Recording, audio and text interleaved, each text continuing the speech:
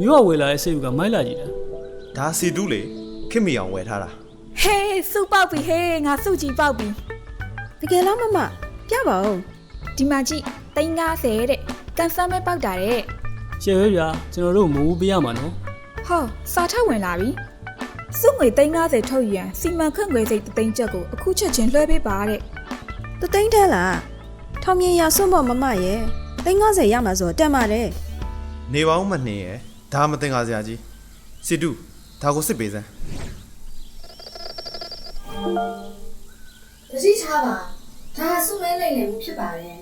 နံပါတ်စိမ်းကစားဖို့တယ်ပြီးတော့ဆုငွေစစ်ကကြိုတင်ငွေဘယ်တော့မှမတောင်းပါဘူး ရတယ်နော်မလွဲလိုက်နဲ့လိမ်မဲ့ကောင်လေး အိုးစရုပ်ကဘာတိမှလဲနောက်ကျသွားအောင်မယ်3သိန်းနဲ့ပဲဟာ မပို့ပါနဲ့ လွှဲလိုက်ပြီးခုပဲပတ်စံဝင်လာတော့မယ်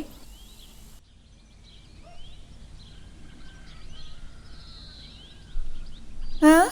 ဖုန်းခေါ်မရတော့ဘူးပါသွားပြီ ဟာကွာငါနဲ့ပြောသားပဲမနှင်းရဲ့ လောဘကတတိတရားကိုဖုံးလွှမ်းသွားတဲ့အခါဘယ်သူမဆိုလင်ခံရနိုင်ပါတယ်